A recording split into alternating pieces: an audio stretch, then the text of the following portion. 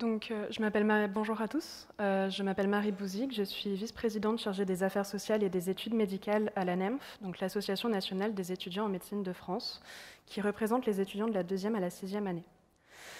Donc, on m'a demandé aujourd'hui de parler du point de vue des étudiants sur la place de la médecine générale dans la R2C. Donc, j'ai essayé de faire une présentation de quelques bases et quelques grands principes de la R2C. Puis parler de la place de la médecine générale dans cette réforme et dans notre formation. La réforme du 2e cycle, elle est issue de la prise de conscience du fait que le tout bachotage, de la prise de conscience effectivement de l'impact du tout bachotage sur notre santé mentale et sur nos compétences. En effet, combien d'externes ont privilégié les révisions au stage, avec tout ce que cela implique, notamment le manque d'expérience pratique à l'arrivée à l'internat. À noter que ce n'est évidemment pas la seule raison, la pédagogie en stage ayant également une grande importance. Un stage où un étudiant fait du secrétariat et de l'administratif n'est pas un stage où il apprend la médecine. De ce constat est né un trépied dont M. Mouton a parlé tout à l'heure, qui est le trépied des connaissances contextualisées, des compétences et du parcours. Avec cette réforme, l'externat a également été bouleversé, avec des épreuves d'évaluation des connaissances qui permettront de valider le certificat de compétences cliniques qui auront lieu tous les ans, avec une épreuve de connaissances qui aura lieu en début de 6e année, des épreuves de compétences qui vaudront également dans le classement en fin de 6e année, et finalement une prise en compte également du parcours des étudiants, tout ce que disait M. Mouton tout à l'heure. Maintenant, quelques grands principes de la réforme qui tiennent particulièrement à cœur aux étudiants. Tout d'abord, la réduction du programme. En effet, c'est une grande crainte aujourd'hui des étudiants d'avoir un an en moins pour réviser et l'impression parfois de réviser tout autant. Monsieur Mouton en a parlé.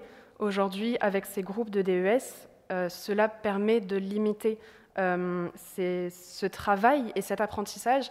Mais n'oublions pas que ça reste un concours et que les étudiants continueront de vouloir en apprendre un maximum pour être les mieux classés possibles et s'assurer de pouvoir finalement obtenir la spécialité et la ville dont ils rêvent. Ensuite, il y a la valorisation du stage et des compétences. En effet, comme je le disais, les étudiants privilégiaient l'apprentissage et les révisions. Aujourd'hui, les compétences, leur valorisation passe par l'utilisation des situations professionnelles de départ dans l'enseignement facultaire. Ça passe également par la présence en stage et par la mise en lien pendant les stages des situations concrètes avec les connaissances et les attendus d'apprentissage. Ensuite, il y a cette 6e année qui est professionnalisante, qui est dédiée au stage pour les étudiants, et qui leur permet donc d'acquérir l'expérience nécessaire et les compétences nécessaires pour pouvoir ensuite s'épanouir pendant leur internat dans les spécialités qui les intéressent et auxquelles ils peuvent prétendre. Attention tout de même, ils restent externes, donc ils ont les responsabilités qui vont avec. Enfin, ensuite, il y a donc la valorisation des expériences en sus du cursus médical ou le parcours, qui permet de valoriser en fait tout ce que les étudiants peuvent faire, peuvent apprendre, peuvent acquérir en dehors de leur cursus. Et finalement, il y a cet algorithme d'attribution des postes qui remplace la procédure de choix de poste qui a été vécue comme très très anxiogène par les étudiants. Aujourd'hui, la place de la médecine générale dans la formation, elle passe notamment par des constats. Tout d'abord, l'augmentation du nombre d'étudiants en médecine, qui est effective depuis déjà plusieurs années, mais qui est particulièrement marquée cette année, notamment par un texte publié par le Conseil d'État au mois de juillet, qui cadrait l'augmentation du nombre d'étudiants dans différentes facultés. Ensuite, il y a le nombre de terrains de stage également, parce que plus d'étudiants dans nos études en médecine signifie également plus d'étudiants en stage, plus d'étudiants en amphi. Ensuite, on a les stages obligatoires en médecine générale ambulatoire. En effet, les étudiants aujourd'hui, dans leur cursus, dans leur 2e cycle, ont l'obligation d'effectuer un stage en médecine générale. Ce qu'on retrouve aujourd'hui, c'est le fait que ces étudiants n'ont pas tous cette possibilité de faire un stage par manque de terrain notamment. Enfin, aujourd'hui, c'est 40% des étudiants en médecine de la 2e à la 6e année qui s'orienteront vers la médecine générale. C'est un chiffre qui n'est absolument pas négligeable et qui est témoin finalement de la place de cette spécialité dans notre cursus. Les constats, ce sont également 2 enquêtes. L'enquête sur les violences sexistes et sexuelles, publiée en mars 2021, réalisée par la NEMF, qui montre que les tuteurs de stage seraient les principaux responsables de harcèlement, représentant 35% des harceleurs. L'enquête santé mentale, c'est une enquête publiée par l'ISNAR-IMG, par la NEMF et par l'ISNI, qui a été dévoilée en octobre 2021. Un étudiant répond mal à une question posée par le PUPH lors de la visite. L'encadrant lui balance un cahier à la gueule en l'insultant dans la chambre du patient. C'est un des témoignages sur plus de 1000 témoignages que nous avons recueillis. Cette enquête montre également qu'un étudiant sur 4 aurait présenté un épisode dépressif lors des 12 derniers mois. Un épisode dépressif caractérisé lors des 12 derniers mois.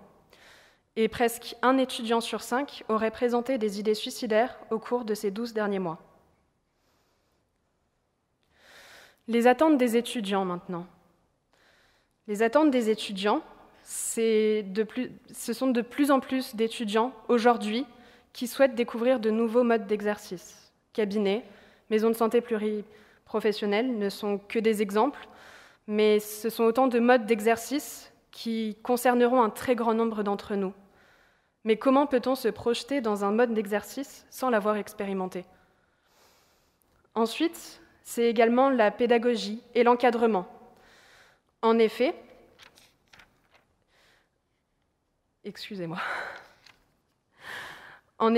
comme je le disais, un étudiant faisant du secrétariat n'apprend pas la médecine. Nous attendons aujourd'hui de pouvoir découvrir les gestes pratiques, de pouvoir découvrir le raisonnement clinique en stage, de pouvoir découvrir finalement comment cela se passe dans un cabinet, dans une maison de santé pluridisciplinaire, comment ça se passe d'être médecin généraliste. Enfin, la sensibilisation des maîtres de stage universitaires aux violences sexistes et sexuelles et aux risques psychosociaux. Les violences sexistes et sexuelles, comme j'ai pu le dire, sont présentes dans notre cursus, voire parfois trop présentes. Ainsi, les étudiants aujourd'hui attendent que leurs maîtres de stage connaissent, soient sensibilisés à ces violences, à la santé mentale, afin de pouvoir repérer des situations préoccupantes, afin de ne pas reproduire des schémas qu'ils ont déjà pu vivre peut-être à l'hôpital. Enfin, je souhaitais terminer avec un dernier aspect que je n'ai pas pu mettre dans ma présentation, qui est la précarité étudiante, un des risques psychosociaux que nous connaissons. Aujourd'hui, les stages en ambulatoire se développent, comme on a déjà pu en parler, et c'est une très très belle chose. Cependant, cela entraîne également des déplacements, et aujourd'hui, l'indemnité de transport couvre 130 € de déplacement pour les étudiants chaque mois. Pour rappel, le coût mensuel pour un étudiant de 4e année, selon notre indicateur du coût de la rentrée 2021, c'était 1 012,42 €, pour un salaire mensuel brut de 260 € par mois en 4e année, 320 € par mois en 5e année et 390 € par mois en 6e année. Nous pouvons aussi parler sécurité lors des stages en périphérie. Prendre la voiture pour 1 heure en lendemain de garde, c'est dangereux. Et nous parlions tout à l'heure d'environnement également.